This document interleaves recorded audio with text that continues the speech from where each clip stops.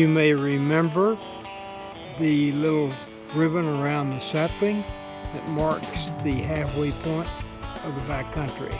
We are 2 1/8 miles from the trailhead, 2 1/8 miles to the trail end. So we will continue with the backcountry, part 2.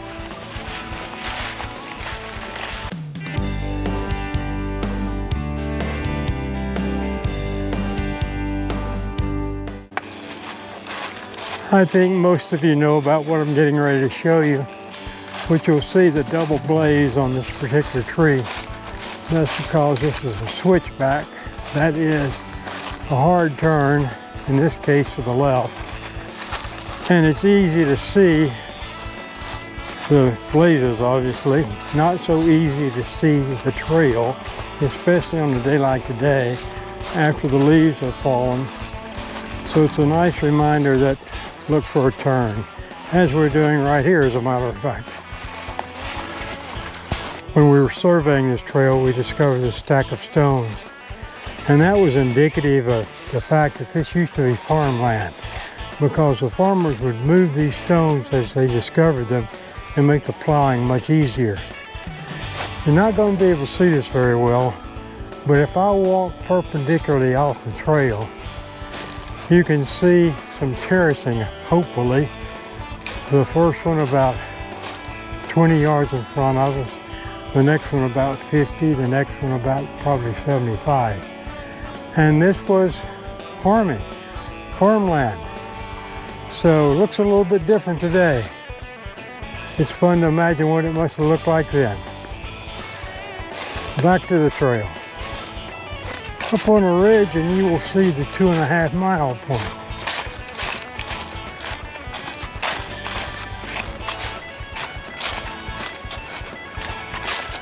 We're coming down into a gap that we did not put a name on, so I call it No Name Gap.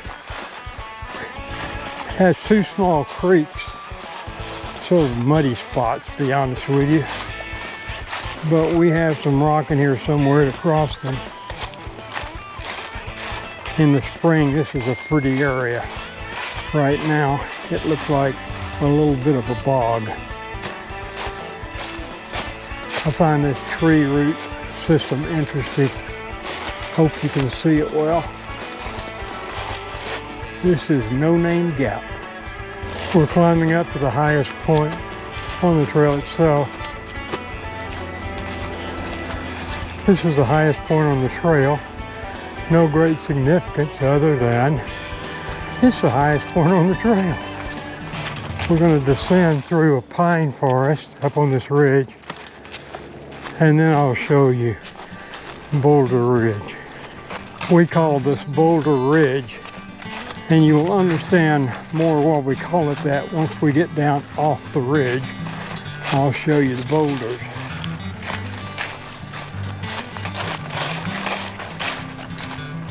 This certainly won't do it justice, but you can see the exposed boulders, outcrops on this ledge.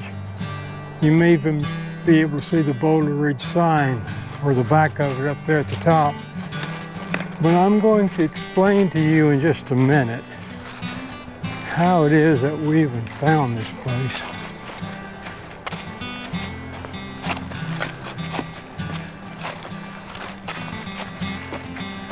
I like to get a little closer.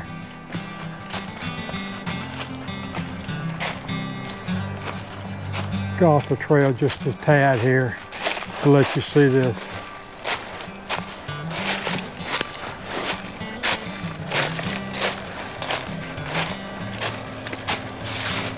You get an idea why we call it Boulder Ridge. We're at the 3 mile point, just a little bit past that outcrop that I showed you a moment ago. And I'm going to stop in about 10 feet and try to explain how it is that we even found Boulder Ridge. I was standing about here and we were getting ready to put the wraps on the trail, and we had it going up this hill up to that pine ridge area I showed you a bit ago. where I said it was the highest point. And I was standing right here, and one of our trail crew members named Terry was standing beside me, and he said, I want to go walk this way, the way I'm pointing my pole, and see what's there.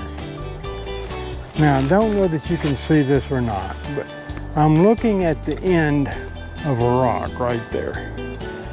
And that's all we were seeing. And then when Terry walked down that way, about 50 yards, he saw that entire exposed cliff of outcrop boulders, etc. That of course became called Boulder Ridge. And had he not said that particular day, we would have missed one of the highlights of the trail. It was an interesting discovery. Don't know that that makes any sense to you, seeing it in a two-dimensional film or tape, but that's the way it worked. This is Tree Down Gap. And I'm going to stand over here by the sign, and I think you may be able to figure out why we call it that. For some reason, this particular spot has lots of tree falls. The ones you see here are probably about a year old. We'll probably have some more this winter.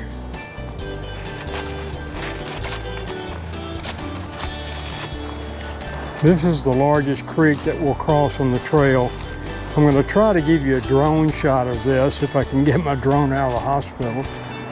About an hour ago, I had it set up at this point and it drifted in the tree limb, which is not the best thing for drones, so we shall see.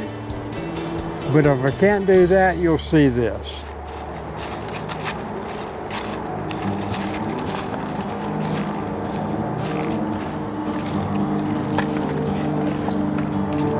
This is pretty easy if you don't mind getting your feet down. Not so easy if you do.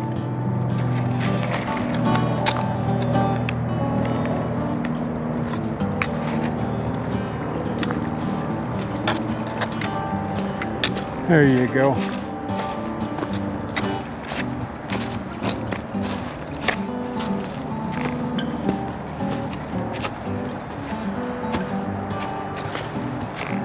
And we'll walk along this creek for about 100 yards or so.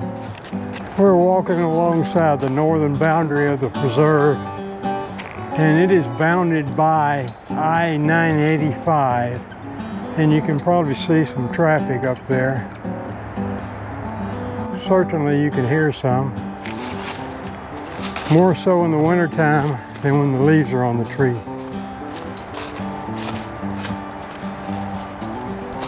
I call this section of the trail Peppermint Lane. And let me show you why. You may see it already. But when we first put the trail in, the instructions were given to maybe blaze a little bit heavy since it was backcountry. It was hard to follow sometimes. Well, some folks took that pretty literally, and as you see, about every single tree through this area has a blaze on it. And while I'm talking about blazes, let me tell you a story about the blaze color. This is a Benjamin Moore paint, if I recall. And the name of the paint is Hot Lips. Some of you may remember a TV show back in the 70s with a character named Hot Lips, or nicknamed Hot Lips. I'm going to show you a still shot in just a moment of my granddaughter's fingernail polish up next to this paint. About a week before we opened the trail, I invited our granddaughter to hike it with me, and she did. And we'd gone about 50 yards, and she says, "Hey Pop, look." And now look at this photo.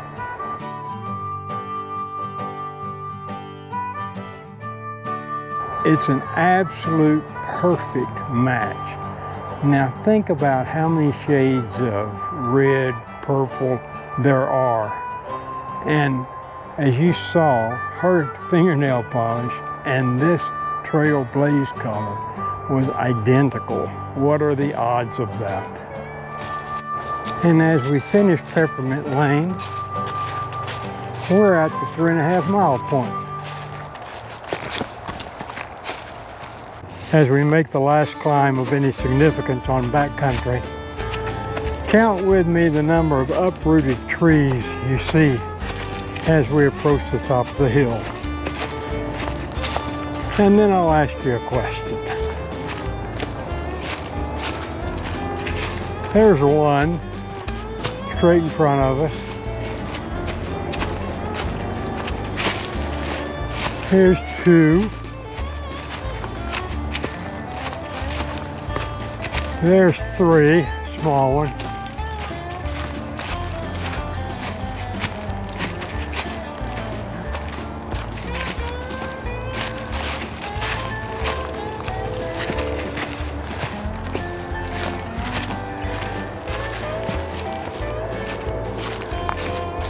There's 4, 5 beyond it.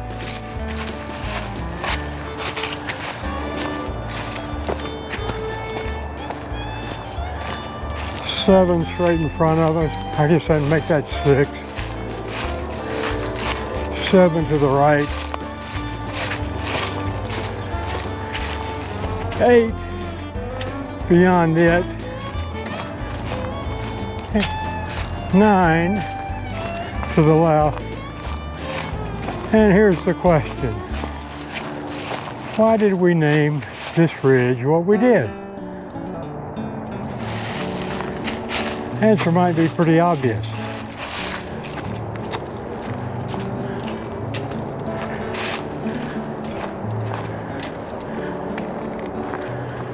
I bumped into John as I'm finishing up the backcountry. John, you say you do this trail on occasion. What do you think? It's one of the best trails within the metro area that you don't have to drive to the mountains for. I enjoy it because not a whole lot of people are on it, and it's still pretty rustic, and makes you feel like you're up in the AT without driving an hour and a half. Hey, I agree with you. Yep. That makes a lot of sense. Do you do the other trails at Elachee as well? I do. I mean, since this is a one-way trail, I usually go back and then I'll hit, I think, what is that, the Lake Loop? The Lake Loop to the green, and then take the green back up to the parking lot. Yep. Yeah, I mentioned on part 1 of the video that a lot of people need to plan ahead, and obviously you have. Yep. So I appreciate the input very much. I hope you enjoy the hike, and I hope you have a Merry Christmas. I Thanks, just you too. dated the video. All right. And this mile marker means that we have a 1/4 mile left.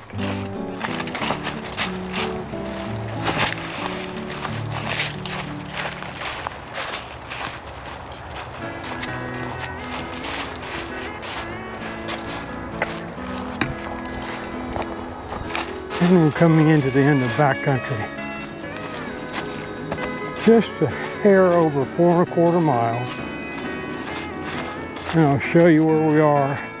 And as soon as we get to the official end, which is right here. So if you remember, in part 1, we left Lake Loop. And here we're going to end on Bridge Loop. So if you want to get back to your car, if you left it at the lake, you're going to go this way. It's going to be about 2.5 miles. If you pre-positioned and put one at the trailhead parking, which is the start and end of Bridge Loop, you go this way about 1/4 mile. So those are your 2 choices, and hopefully you planned ahead. Next time I think we're going to leave Elachee for a bit and go up to Amicalola Falls and maybe go up to the hike end. Then we'll be back to Elachee before too terribly long. Before I show you the drone crash, let me show you the drone itself, a picture of it, and tell you about how I use it. I normally just set it up in a hover in a fixed position, so it allows me to walk through the scene, be it across a bridge or across a creek in this situation. And what you see here now is I've positioned the controller, the drone is hovering, I'm getting ready to walk across the creek to position myself to come back across the creek the opposite direction, and then I see the drone drifting a bit. Wind has picked up and he's getting close to a branch. And so before I can get to the controller and get it in my hand and actually move the drone, then of course this happens. And the next thing I know is the drone is looking underwater. The good news is, after dealing with customer service over several iterations in a time zone 13 hours ahead of me, I received a replacement drone, the picture you just saw a moment ago. So we're good to go the next time. And speaking of next time, I think we'll go up to Amicalola Falls and hike to the Hike Inn.